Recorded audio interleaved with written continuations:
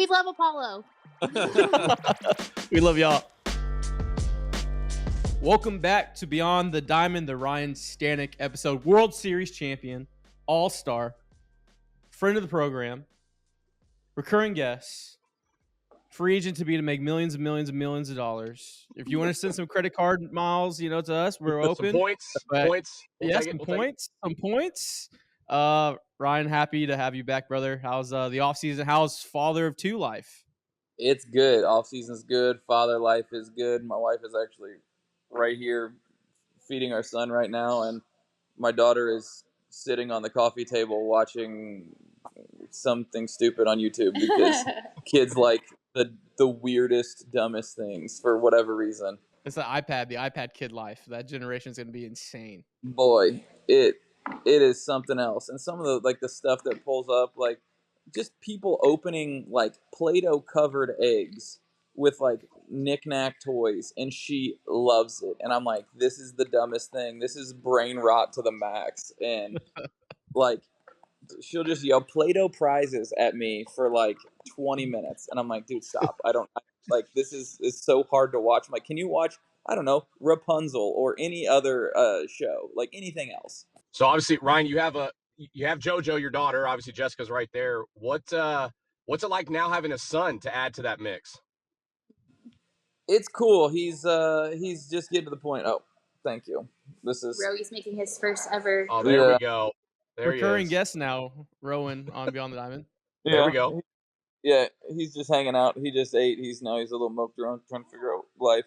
But it's good. It's good. He's starting to get a personality. He's getting past the potato stage where he's like I don't know, like you can see the things that he does that that you do and that mama does that makes him like smile and like makes him laugh, and like the things that like I don't know make you human. Like you start to see those at this point. Like he's 2 months old. He's like almost three. Yeah, he's getting to the point where like you start to see like the human aspects come out, and I think that's like the coolest stage for me is like you see him. I remember when Joey went through it, and she like it was just a potato. Like they don't do anything. They don't like obviously say anything. They don't crawl. They don't do anything. They just cry and eat and sleep, and you move on. And then after like you get to 3 months, they start to like make noises and like respond and follow you with their eyes and stuff like that. You see a lot of cool like transitions at this age, so it's a lot of fun. Ron, I want to touch base on one thing that I think goes really kind of over the last few years of all this winning. This season was a little bit different.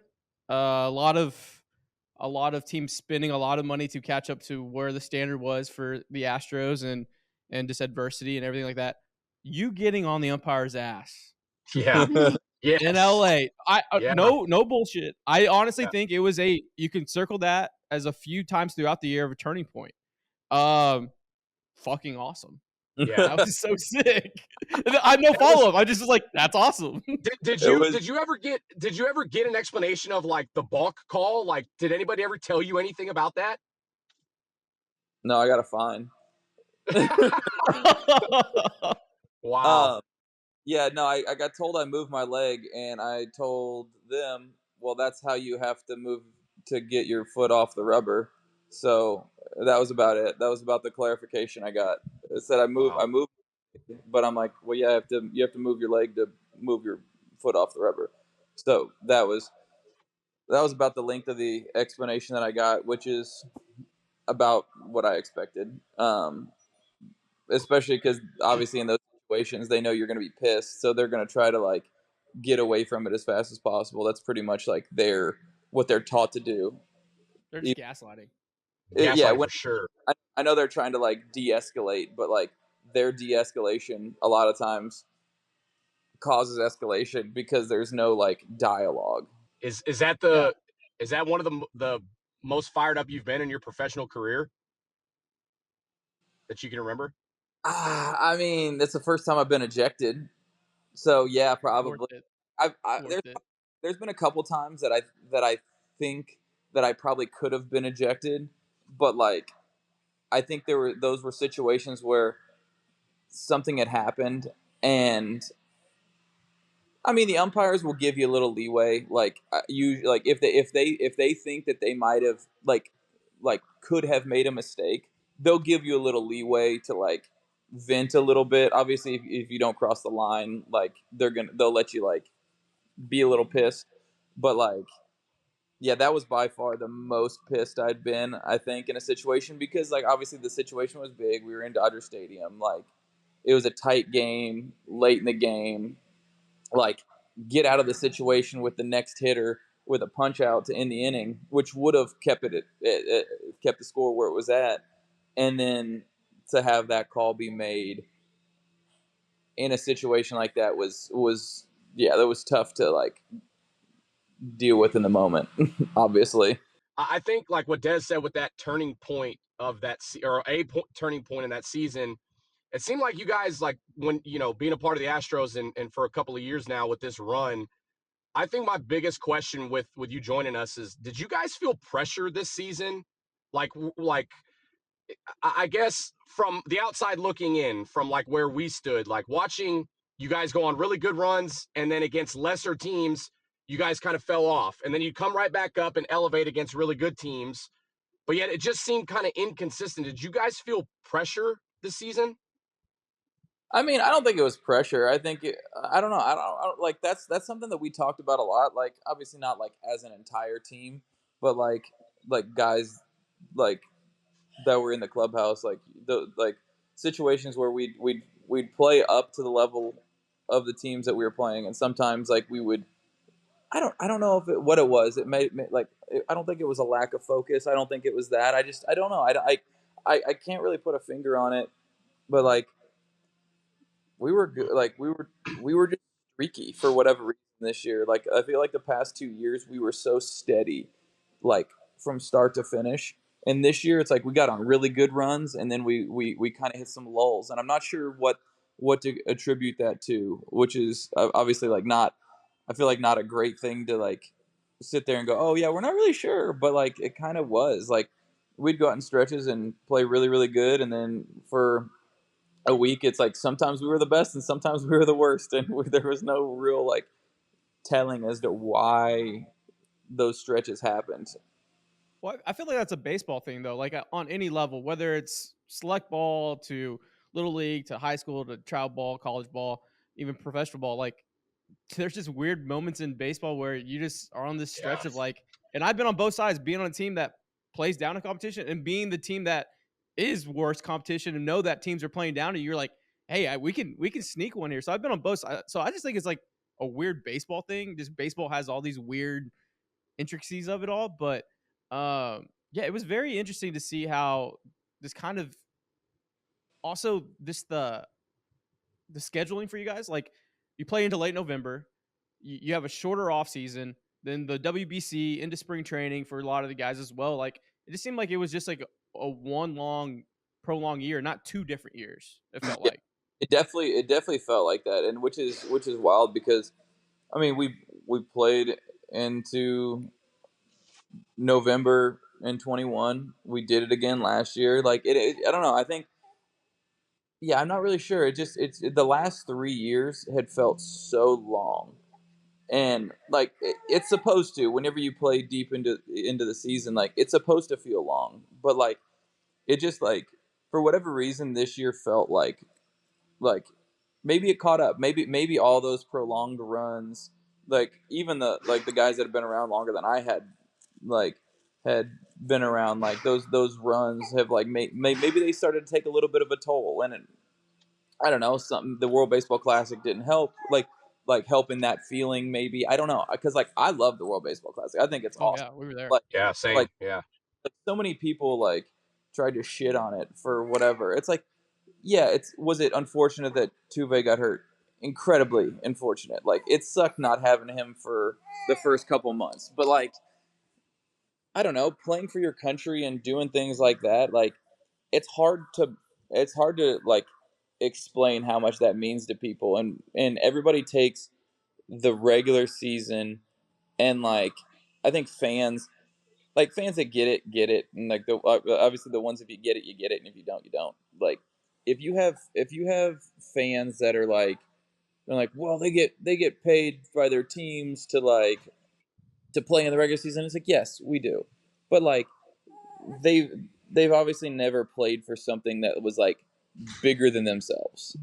Like going out there and playing for like your country is like, I remember doing it in college, and like I was super disappointed that I didn't get a chance to play for Team USA like this year. Like that actually like was something that like kind of bothered me, because like I really wanted to do it. And like, because I remember how much it meant to me when I did it in college, because I loved it. It was so much fun. And I don't think people realize how much that kind of stuff means to people. They just see like the money and their team, and they don't look at like things that matter. Bro, you can't keep spitting out the binky. Things that matter to like the guys. You know what I mean? They don't so many people don't see us as people. They just see us as like people that just go play. And I think that's the part that like a lot of the people that have the issues with the World Baseball Classic, they don't see that, and they don't see the pride that so many guys take in representing their country, because it's different than representing a team. Like, it's like we love our jobs too, and we love playing for our team and playing for the guys in the clubhouse, but it's different whenever it's like your countrymen. It's just different. It's like baseball's not been in the Olympics, so that's the closest thing we have to the Olympics. So, like, and it is now, obviously, but like it hasn't been in years past, or the big league guys can't go play in it. So it's a lot of things that the guys in the big leagues miss. Like, because I would love to go play in the Olympics. Like hell, I'm gonna try. Like, if it stays in Olympic sport, even I don't know when's the next Olympics is in what, 2 years? This summer. It's I was gonna say it's this summer. Paris. Yeah. But so it's like, wouldn't be able to do it this one, but like maybe the next one. Like I don't know. Like at that point, like if I'm still playing or whatever, I'm like, hell, I would love to do that. Like so many guys would love to do that. Yeah, and it's crazy too, because it resonates big on the other sports, right? Basketball for club and country, soccer globally, club and country. So like to get angry at baseball to play for club and country, like I don't understand that at all, because when we were down there, we went for we were there for the pool game, Nicaragua versus Dominican Republic, which was insane. It was an 11 o'clock game, and it was like carnival. It was a party. And then we went for USA versus Japan, and we got to see Trout and Ohtani, that final epic matchup, in person. And I'm like, and this is with being a fan of you guys for all these past years. I was like, this is up there with World Series games, like at bats and like this moment, watching Ohtani versus Trout for the World Series. I was like, this is up there with that in my eyes as just a sports fan. Dude, and as a player, like it's like these are my peers, but like it's like even guys that you play against that you don't like, you may not be the biggest fans of like personally or whatever, you're still sitting there going like, it's like you gotta win. Like those situations where it's like you're like, dude, no, like you're rooting for everybody because they're your countrymen. Like it's just different. Like whatever, if there's animosity between player A and player B, but they play together, they kick that to the curb and they play. It's different. 100%. It's so different. Yeah, and you don't like when it comes to the World Cup, when it comes to like look at like what you just said with the NBA. Look at those teams a couple of Olympics ago. They got their ass whooped by the USA team. That got their ass whooped with all those stars on that team. What happens? They go and they want to do the redeem team, right? So everybody roots for them to get back to just dominating. And what do? They dominate and they go and they win a gold medal. Everybody was rooting for that. And then in the World Cup, I'm not the biggest soccer fan, but I'll tell you what, when the World Cup comes around, I'm like screaming, buying jerseys, like rooting for America. Same thing when the World Baseball Classic came around. And you take a step back and you looked at that last matchup, Shohei Ohtani, arguably one of the most dynamic players we will ever see and could go down as one of the greatest players we've ever seen. And the same thing with Mike Trout. They're teammates. One's playing for USA, one's playing for Japan. And that's how the World Baseball Classic ends. Shohei striking out Mike Trout, arguably the best player against arguably the best player. From a standpoint of pure baseball, that's the greatest matchup you could have asked for. So why are people upset about that? Yeah, I completely agree. It's like it's the apex of what like that event is supposed to be about. And if that's lost on somebody, they're never gonna get it. Yeah, And I think Yeah. you're right. the problem is they're never gonna get it if 100%. that moment was lost on people. They're never gonna get it, and it's not even valid or worthwhile trying to explain it to them because they're never gonna get it. I want to touch on one thing right now because this is a very unique spot for you as becoming a free agent, but also I want to rewind back to when you made the decision to come to Houston, right? You make the decision, obviously not knowing that World Series, and the worst year of the stretch was Game 7 of the ALCS. Like of those 3 years, it's pretty damn solid. So when we go back, what was kind of decision making process like? Just kind of, if you can unpack that, show the curtain back a little bit of just how, and you can speak in generalities, not just your process, but how kind of athletes take this process, and then we can talk about how it is today. It's a lot. It's like I think so much of it is so personal. Like and it's also different stages of your career too. Like there are times where people are trying to obviously like take care of themselves financially, like, and provide for their family. So that's like obviously something that definitely is looked at a lot. But a lot of it is it a good place for my family? Is it a good place to raise a family? Is it someplace that's safe? Is it someplace that obviously taxes are a big thing that people look at, especially like as they go on. Like you see like Shohei deferring a ton of money to avoid getting taxed at a borderline Crazy clip. It's a 50% clip. Like I saw like of the it's an 70 million, alarming rate. he was going to lose over half, like slightly over half to taxes by playing in California. Like people look at that. Like you look at the safety of the city. Is it clean? Is it nice? Is the cost of living going to be absurd? Like so many of these things becomes factors for people.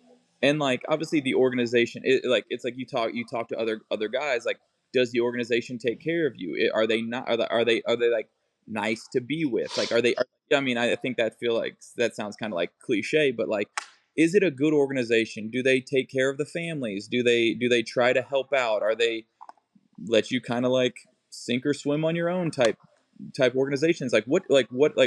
What else can they do to like ease a transition for a new player and a new family into the community? Like do they have like good outreach programs if you like to do community service? Like a lot of these things come into play that people don't take into account. Like they're like, oh, why? Like, well, they got offered X dollars and it was 10% more than the other team. Why did he pick that team? It's because I don't know, one team travels better. Like that could matter. Like the travel is less. Like you know what I mean? Like some of it is like people like I know guys 100% like think about it as like there are cities that I know that people will basically say I will never go play there because the city. Some people don't want to be on the East Coast. Some people don't want to be on the West Coast. Some people only want to be on a coast. Like you know what I mean? Like they'll cross cities off for any of a litany of reasons to like not go there. Like and some of it is obviously opportunity. You know what I mean? Like it's not something where people will go like, okay, well, I don't know, if they don't want to go to, I don't know. I feel like I don't want to like isolate any city because Right. it's Right. it's not like something like that. But like say North Dakota, it's like they're like I don't want to go play in North Dakota. It's not obviously not an issue, but like they're like, well, I'm not going to go there, so they'll pick South Wyoming Dakota. Yeah. or South Dakota or whatever. Like it's like but like if they only have North Dakota, they're going to North Dakota. They're going to go play 100%. there.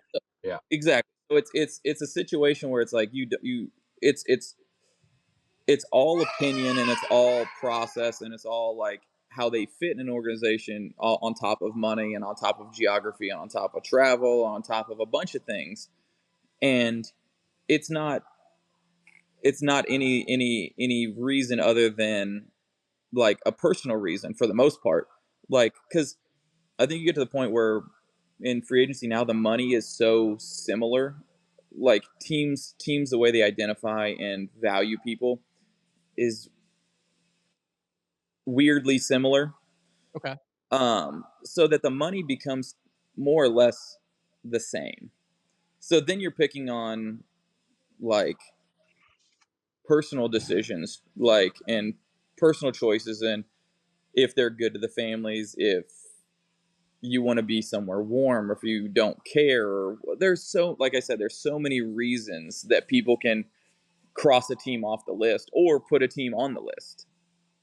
Do you think you have some like, because the way I hear through it, it's almost like recruiting back in college. Yeah. Like when you're going through that kind of like the dating phase of like going to campus, checking out, the facilities, a team. Obviously, this is a much larger scale because of a family and money and stuff. So it almost feels like you kind of, and obviously when you went to Arkansas, you went through that process.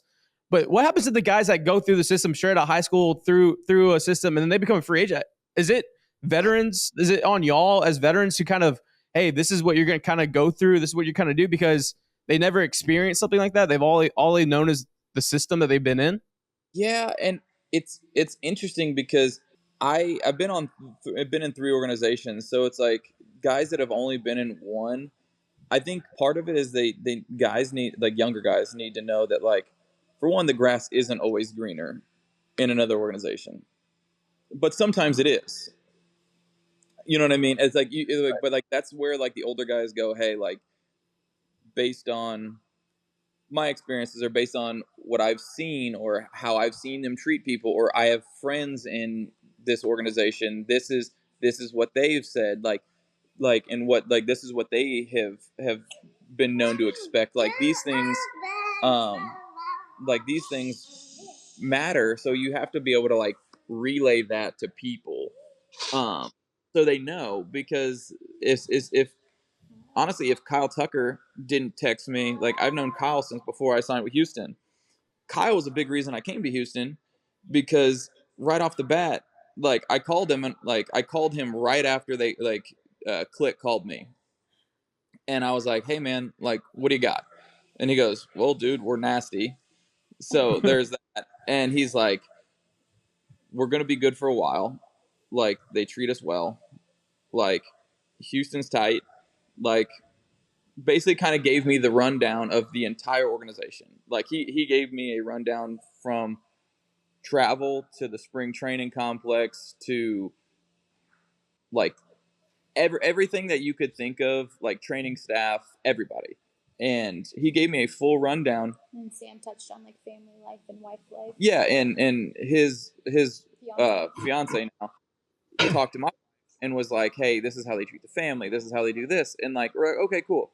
And we had those conversations with people around the league that had been on other teams that we had been talking to, and like those things matter. And obviously, like, performance of the team and like the history of like Houston helping dudes like succeed, like pitching wise, was attractive as well. So it was a lot of things that went into it, and like you try to make the most educated decision possible, like best for your family, best for your career, and then obviously financially, like, that matters too. But like I said, like, the money tends to be relatively similar.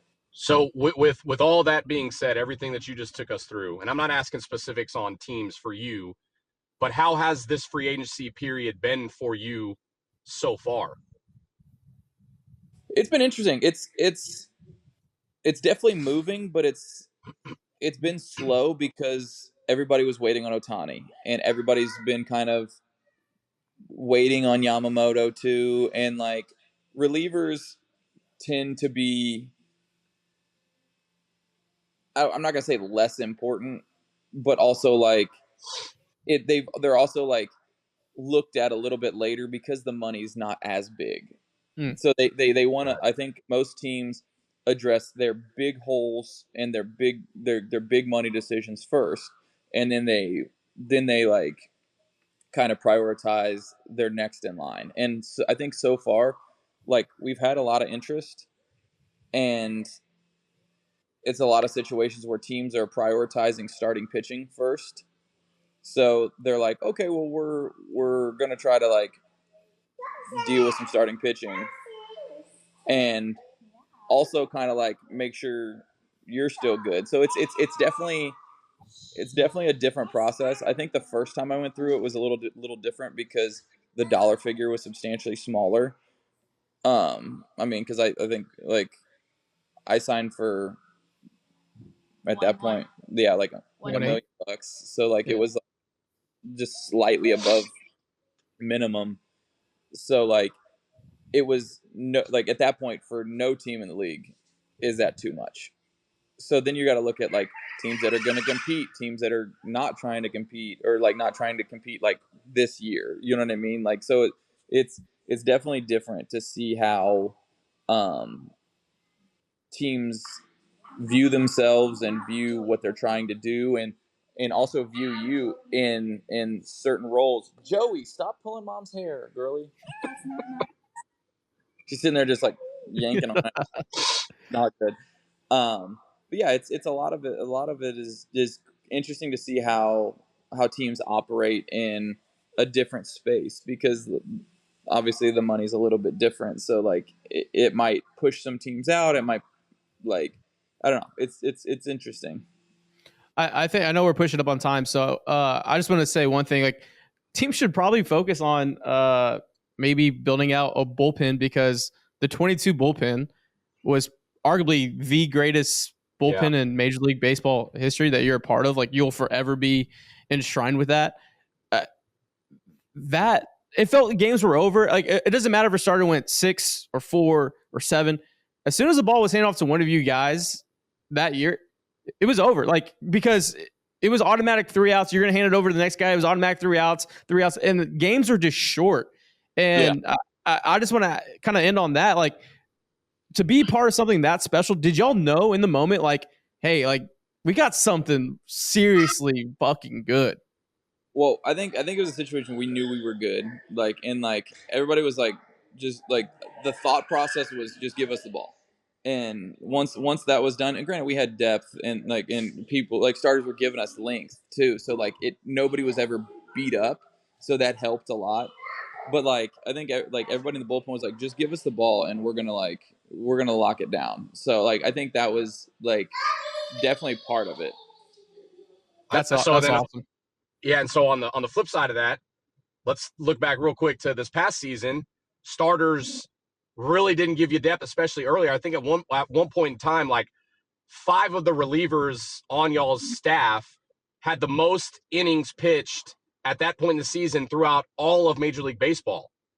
Like, so you go from a mindset, just give us the ball, to damn, I'm not saying this is how you guys view it, but then for me, like looking from a fan standpoint, I'm like, damn, dude, we got to pitch Maton again. Damn, these guys are throwing again because, you know, Javier's only getting through 3 or 4, or Fromber or whoever it was. 2 completely different years, 2 completely different mindsets. But like you say that, but also I'm pretty sure we had the most innings out of a rotation in the league. Yeah, you did. So it's like, yeah, it's fair. It's like a weird, like, I think it was more stretches where we had like, if it was like a tough stretch, it would be like a couple days in a turn became shorter, that put more strain on it consistently throughout the year. I think it might have been like my daughter just sees a dog now, so she's freaking out. But I think situations where like 1 or 2 days in a row really taxed the pen, and then you had to like, and there was never like a time to play catch up. And I think that's the hard part, is it's not so much that like things happen like every day. It's that like if a bad day happens and it's followed by like another tough day, then like you could win. Let's say you have 2 bad days in a row where a starter goes 3, but then the next day the starter goes 6. That's fine. You got to go 7, 8, 9. You still got to cover 3 innings. So like, and if you're winning, you're going to run down those guys. But if, let's say you like had to throw everybody the day before, then you got to throw 3 guys again, and the next day you got to throw 3 guys again. Like there's no day. Like you need like a CG in there or an off day to like to catch up. I Reset think it. that's more the case than because like we did have length as a rotation for most of the year because we had as much as anybody in the league. I think a lot of it was just like if something happened, it was always like in a sequential day that kind of amplified an issue as opposed to if it happens day 1 of the rotation and day 3 of the rotation, you get a couple days in between that you can kind of like breathe.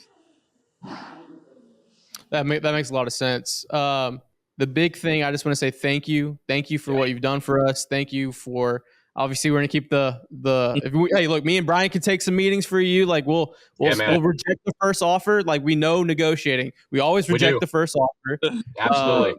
So we can definitely take those meetings as well. But just thank you, man. Thank you for everything you've done for us. Hopefully we can keep this party going and World Series champion, All-Star, friend of the program. Those 100 miles an hour, Ryne Stanek. Stanek. Like I really do. Yeah, and then for me personally, Ryan. We love Apollo.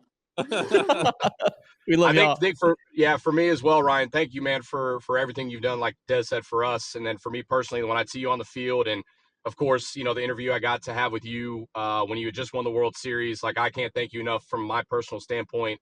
And I hope that there's somehow, some way that you can make it happen in free agency where the Astros bring you back, because I know we'd love to have you on a personal level, but you're a dog in that pen for anybody that gets you. So good luck this free agency. Hopefully we see you back in an Astros uniform. And if not, I know you're going to go out and dominate. So again, thank you, man. Appreciate it. Thank you.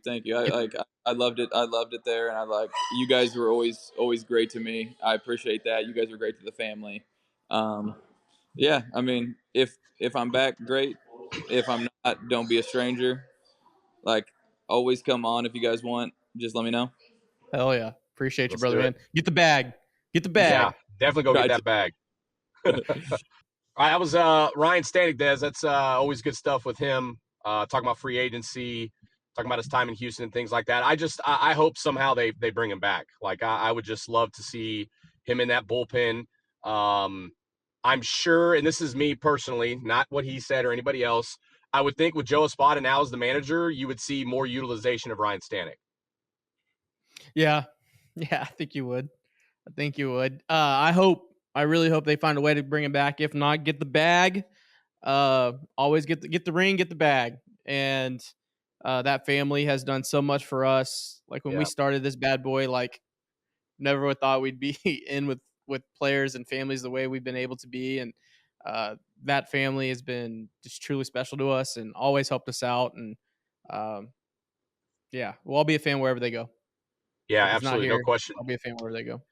Yeah, no question, man. They're just really, really good people. I think that's like one of the things we just talked about in the episode was like talking about the World Baseball Classic and how his view of it was, it's for your country and things like that. People forget or, look at professional athletes like they're not humans, like they're just these superhumans. But yet, at the end of the day, they're people. And the Stanek family, Ryan, his wife, Jessica, they're just really, really good people, man. And everything they've done for us, man, we can't thank them enough. And especially making some time for us today, really close to Christmas. They got a bunch of stuff going on in their life with their 2 kids, and just awesome, man. Just good, really good stuff.